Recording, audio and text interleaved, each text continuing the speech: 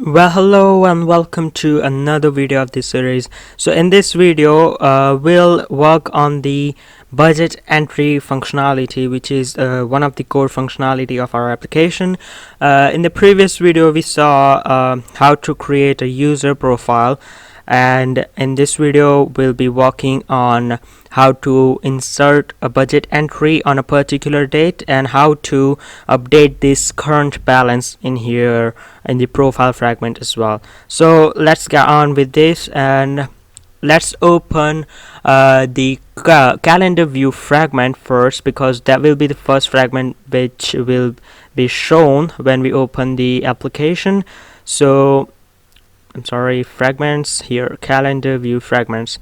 So let me show you the layout file of this fragment. We have a simple calendar view through which we select a date, and on this date, selected date, will insert the budget entry. So now let's go to Kotlin file again of this calendar view fragment, and in here we also need to pass a method which is set has option menu to set has option menu to true, and we'll also change the title in the action bar through activity dot title, and we'll keep it enter your budget. That's it. Now we need to select a date from the calendar view. So we have calendar view binding dot cal view, and we have to call set on date change listener method here, and it will give you view. The parameter is year, another one is month,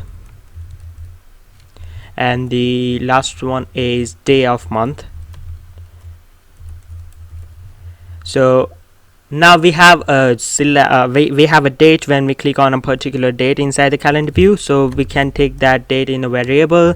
Selected date equals to, we can make a string out of it, dollar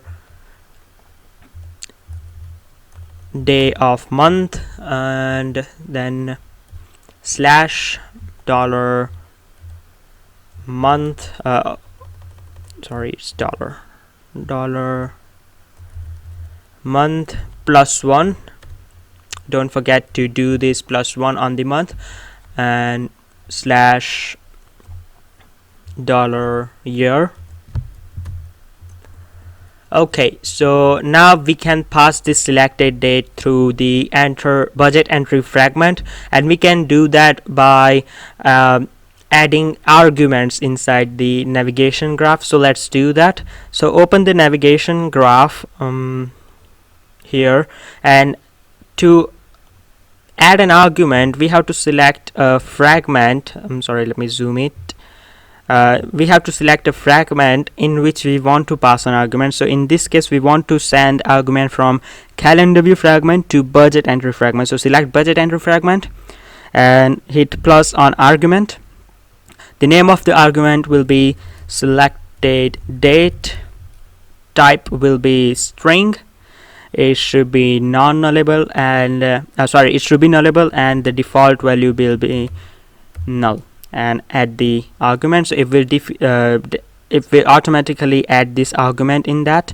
So we can close this nav graph now, and now we have to pass the argument that is selected date through the action. So let's take a variable for action. Well, action equals to calendar view fragment directions dot action calendar view fragment to budget entry fragment dot selected date, and we can pass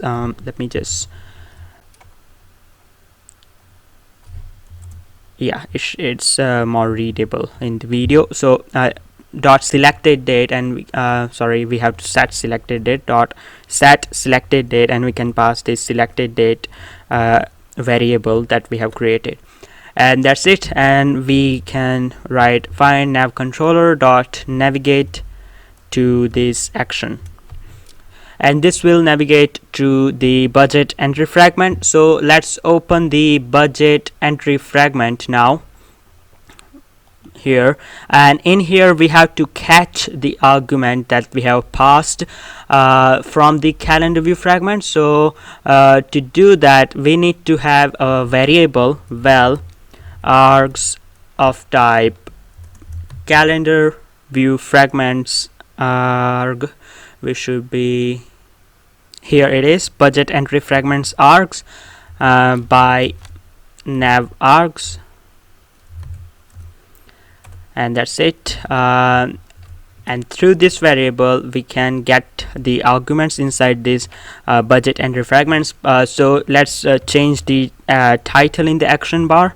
So activity dot title equals to enter budget for, and we'll get the date from the args. So $args dot selected date. So this is how you can get the arguments from the navigation graph.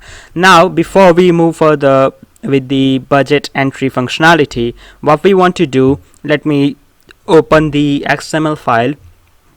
We have two spinners, one is bank spinner and one is debit or credit spinner. So bank spinner is basically the bank list of bank that we have in the profile fragment. For now we only have one bank, but it is up to you. If you want to scale the application, you can have the functionality to add multiple banks, and you can list those banks in the spinner, and another spinner is just for credit or debit. So let's populate these spinners, and we will make functions to populate the spinners. So let's populate the bank spinner first. So we will get the data for that from the profile fragment. So I'm gonna make a function get profile data, and to get the profile data we need to have an access to profile view model. So let's create a variable for that as well. So private val profile view model, profile view model, here it is, of type profile view model by view models. Okay, so you might think, is it okay to use profile view model in the budget entry fragment, because this budget entry fragment doesn't have anything to do with profile, right? So is it the right approach? I would say no, it is not. You should usually use shared view model but that will be shared view model is used when you want the data both in activity and your fragment. So but it depends on the scale of the application.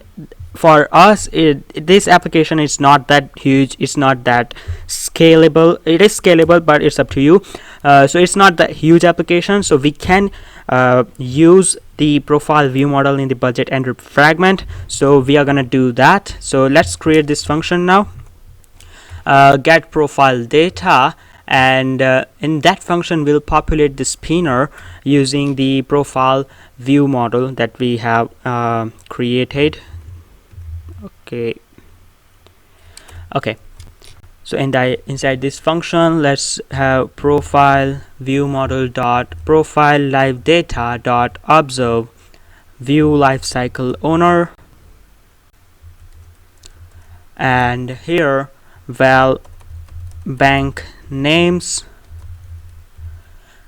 equals to array list of type string,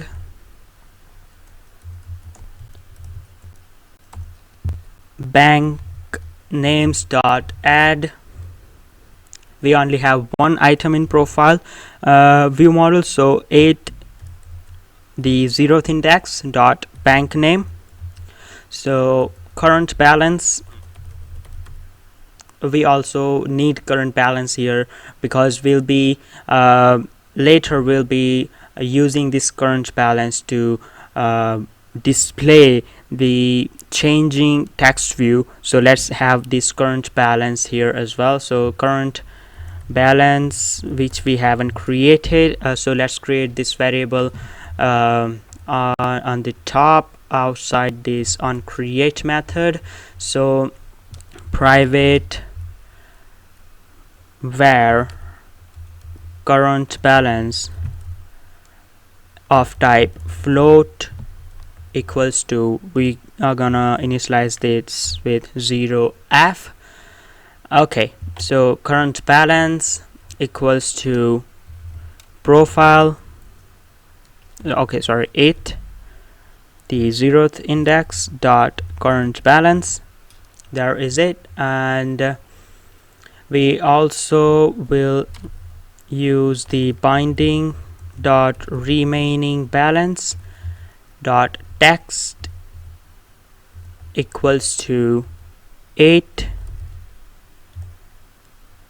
0 dot current balance dot to string. So we are displaying the current balance on the text view, which we'll use to change when we will be adding the amount of our budget entry. So anyway, now we have to create a array adapter to populate the spinner. So array adapter equals to array adapter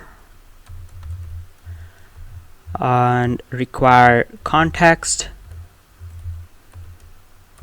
android dot r dot layout dot simple spinner item, and we can pass bank names here. Then array adapter dot set drop down view resource android dot r dot layout dot simple spinner drop down item, and then binding dot bank spinner dot adapter equals to array adapter. Now we also want to select an item from this bank spinner, so we have to in the on create method we have to write binding dot bank spinner dot on item selected listener equals to object. I'm not explaining every bit of things that I'm doing here related to spinner. If you don't know what I'm doing, I'll advise you to watch my spinner video. I'll also paste the link in the description. So adapter view dot on item selected listener, and we have to override couple of methods on selected and on nothing selected. So in on selected we will assign the value of this selected item to the variable which we haven't created yet. So let's create first variables for our each and every fields which we have in our budget entry fragment. So private late init var bank name of type string, then private private late init var debit or credit of type string, then we have current balance, then late private late init var remaining balance, which we'll use later, of type string. Then we also need to have a budget view model as well. So private val budget view model. Let me change this val budget view model of type budget view model of, I think we don't have budget view model yet, so we'll create that budget view model by view models. So we'll create that later, don't worry about that. So let's go back to these bank spinner. So now we can assign the selected item to the variable that we have created. So bank name equals to here, let me change the name of variable. It should be parent of our adapter view. So we can write parent dot get item at position, and we can pass this position here, which is okay. Let me just change every bit of name, a variable name here, so we can more easily understand. Position, and this long is the ID. So here we can pass this position, which is the integer that we get in on item selected. So position dot toString. Yeah, that's it. And on nothing selected, we can just write bank name equals to none, just like that. And now let's also populate the spinner for our credit or debit. So we'll make a function for that as well. So I'll name it set spinner for debit or credit, and let's create a function for that. And inside that function, we'll just directly create a variable.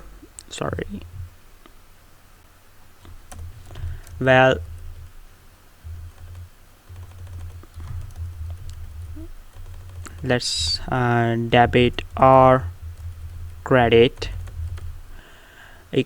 array equals to array list of type string, and we can initialize that here. Then we can write debit or credit array dot add debit and credit. That's it. Now we can have array adapter equals to array adapter require context, and let me just copy paste it from here because these are the same thing. So yeah, there we go. And instead of bank names, we'll write debit or credit array, and instead of bank spinner, we'll use debit or credit spinner dot adapter equals to array adapter. Now the same way, we also need to select an item from that spinner as well. So let's go to on view created, and below this function we can write binding dot debit credit spinner dot on item selected listener equals to object adapter view dot on item selected listener. Let me make a room, implement this to member functions, and inside the on item okay, before let me just rename all the variables. This should be parent, this should be view, this should be position, and this should be ID. Okay, now we can use the variable debit or credit equals to parent dot get item at position dot toString. And if we don't select anything, by default we want to select debit, so we'll write debit or credit equals to debit. Okay, so now what we want when we let me open the emulator. Let me go to budget entry fragment. So when we enter some amount here, what we want when we be entering, suppose I enter 25 or 23, I want to change this amount accordingly. So instead of doing in a simple way, we'll have and we will add text change listener to the edit amount edit text. So let's write that functionality: binding dot edit amount dot add text change listener. And let me just write it like this. Yeah, so add text change listener, and we'll also need to check for the null safety 8.lat. Okay, something's wrong. Let me just remove this. Add text change listener, here it is, 8. Yeah, it should work now. And we, as I said, we want to check for null safety, so if.lat val entered amount equals to 8.toString val, and then what we can select, let's have a random variable, so temp equals to if debit or credit dot equals. So if it is equals to debit, what we want is current balance minus entered amount dot to float. So we want to subtract in the case of debit, and we want to add in the case of credit. So let's also have else current balance plus if that is the credit, so we'll add that entered amount dot to float. Okay, and outside this if else condition, we'll write remaining balance equals to temp dot toString, and we'll set this to binding dot remaining balance dot text equals to remaining balance. There it is. And now we can enter everything into our database, so let's create a function for that as well. So we'll do that on the on-click listener, so binding dot submit budget entry dot set on click listener, and here we'll have a variable for each and every entry. So well, amount equals to binding dot edit amount dot text dot toString, then well purpose equals to binding dot edit purpose dot text dot toString, then val date equals to, okay, now what I want to add the date in the form of milliseconds, but we are getting the date in the form of a string. So we can create a function inside this util package. We can create another object, so let's create that one. Util, right click on that, new Kotlin file or class. I'm gonna name it utility function, and in here we'll have two functions. One is to get string to milli, get date in the form of string, in the form of milliseconds, and one function is to get date from milliseconds to string. So let's create that two function. So fun date string to millis, and this function will get date in string in the form of string and will return a long. So we can have date val date format equals to simple date format, and we are having date in the format of dd y.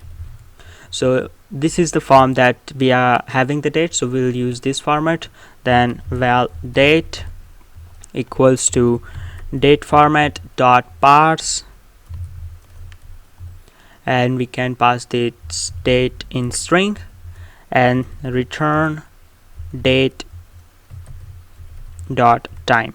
So this will return milliseconds. Now let's create a function, date millis to string, and this will have date in millis, which is long, and it will return string. Same way we can have date format. So let's just copy this line from here, and val calendar equals to calendar dot get instance cal dot time in millis equals to date in millis, and return date format dot format cal dot time. That's it. So we can use these two functions. So let's go to budget entry fragment, and here val date equals to date in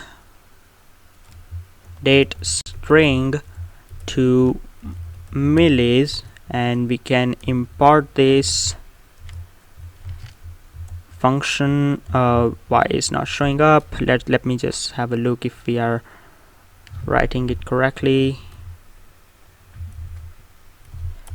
We need to import this. Okay, instead of class it should be object. I'm sorry, that's my bad. So object, and now we should be able to import this. Yeah, date in millis, and we have to pass the date that we are getting from arguments. So args dot selected date, and this should be null, and dot to string, and val revised current balance equals to remaining balance. That's it. Now we can create a function. Let me make a room. Submit budget entry to database, and we can pass bank name, debit or credit, then amount, then purpose, then date, and revised current balance. Let's create this function now. Okay, so inside this function, let me just make it more readable. Yeah, that is. Let me also make some room so it's well visible in the video. So let's have a variable amount to insert equals to, we are getting an amount, so amount dot to float. So now we'll check if debit or credit dot equals, if it is debit, sorry,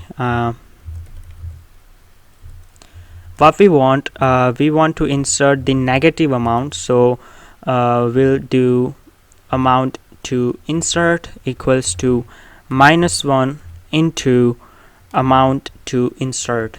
Otherwise we'll just directly pass amount to insert. So if the debit or credit is debit, we want to insert the negative amount. That's why we used this. Now we also want to have functions in the view model, so that we can add this entry into the budget. So let's create functions first. So let's go to view models. Okay, before that we also need to create repository. Let me have a look if we have.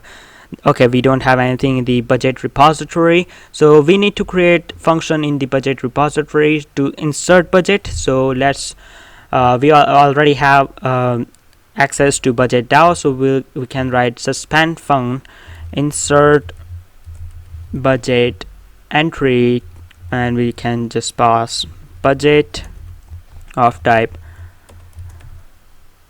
budget, here it is, equals to budget DAO dot insert budget, and we can pass this budget. So that's it. And we also have a function to read all the budget, so let's create a function for that as well. So fun get all budget entries and equals to budget DAO dot get all data. So that's it, and we'll move forward to the budget view models now. So let's go to view models package and create another Kotlin file or class, budget view model, and this should be annotated as at Hilt view model, and we need to inject the repository. So at inject constructor val budget repository of type budget repository, and inside this we can have a function to insert the budget data. So let's write fun insert budget of type budget equals to view model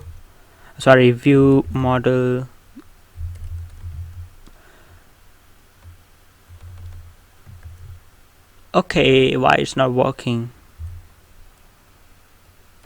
equals to view model. Okay, yeah, I almost forgot, it should extend from view model class. Yeah, so now we should be able to write view model scope dot launch, and in here we can write budget repository dot insert budget, and we can pass this budget here. And to get the data of the budget, we can have a variable val all budget entries equals to of type live data of type list of type budget equals to budget repository dot get all budget entries. That's it. We can close this view model now, and we can go to budget entry fragment, and there we can use this the function that we have created. So let's go to, yeah, we are already there. So now we can use this budget view model dot, we might need to import the class here. Yeah, import. Okay, now we can use that budget view model dot insert budget entries, insert budget, and here we can pass budget. So date equals to date, then bank name equals to bank name, then amount will be amount to insert, purpose equals to purpose, and credit or debit equals to debit or credit. And now what we want to update the current balance inside the profile view model as well. So entry is done, inserted in the database. I'm sorry, entry is inserted in the database, but alongside we want to, let me just take you to the emulator, we want to update the current balance here in the profile fragment as well. So let's make a function for that. So we can open okay, we need to go to profile DAO to make a function. So profile DAO, and we can make a function which should be suspend function, and it will be update current balance, and it will take a float variable as a parameter. So I will name it revised balance of type float, and we can write query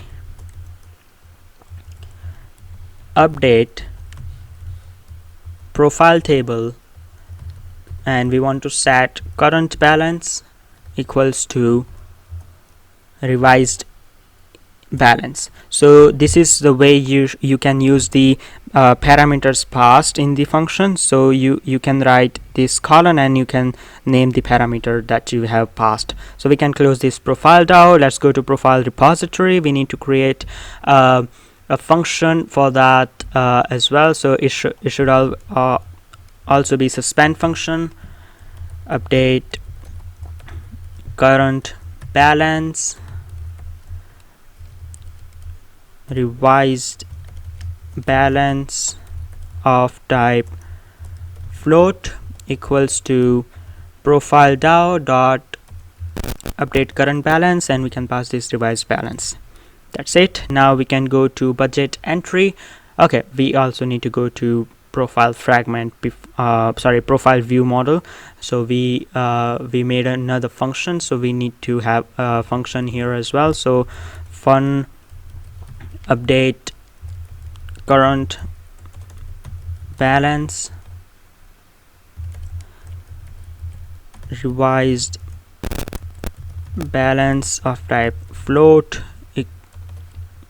equals to view model scope dot launch profile repository dot update current balance, and pass this revised balance. Now we can go to budget entry. We already have access to the profile view model here, and we have passed the revised current balance here. So now we can, okay, we haven't passed the revised current balance, so we can do that.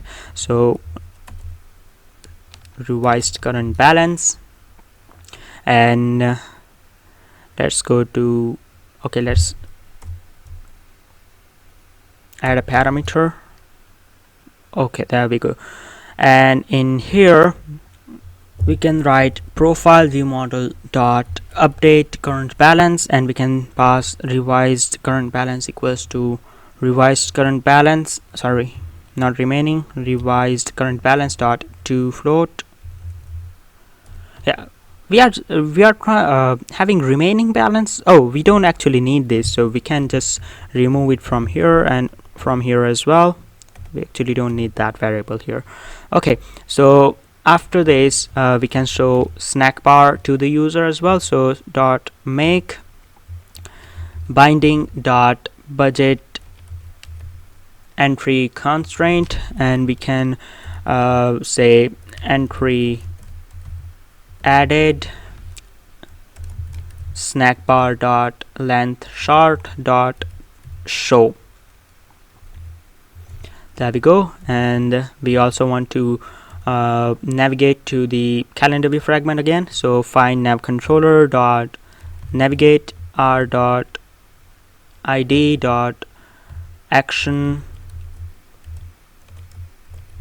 budget entry fragment to calendar view fragment, and that's it. We are not required to do anything else. So let's run the application and see if the functionality is working or not. Okay, I forgot that we need to annotate this fragment class as at Android entry point, so that Hilt can recognize and inject the needed classes. Let's go and check the other classes as well. For example, calendar view fragment, we also need to inject this as well. So Android entry point, and now we can run the application and see if the functionality that we coded is working or not. Okay, so application is launched. Let's select today's date. It will take us to the next fragment to enter the budget, and as you can see, the title is changed to today's date. The bank is Barclays. This spinner is populated. Then we have this debit or credit option, and then we have this text will change to the current balance from the database. Now let's enter entry and observe this text view. If I enter 10 and it is debit, so it's changed to 990. And let's create purpose as I bought coffee for £10, which is ridiculously expensive, but yet I bought it. And when we click on this submit entry, it will take us to this calendar view fragment, and it's also tell us that the entry is added through the snack bar. So now let's check if the entry is actually added, and we can do that by going app inspection. Click on this app inspection, and it might take a bit of time because this is a very resource taking process, so just wait for moments and it should give you the database option from which we can see that entry is created or not. Okay, so let me just drag it a bit, and as we can see in the budget database, we have this budget database and we have these two tables, budget and profile table. Let's open budget here, and we can see the entry of £10 minus £10, as we have created a debit entry, and we have purpose and debit as well, and this is the date which is in the format of milliseconds and long. And we can also go to profile table, so we can see these entries that we have created, and also we can observe that the current balance is changed to 990.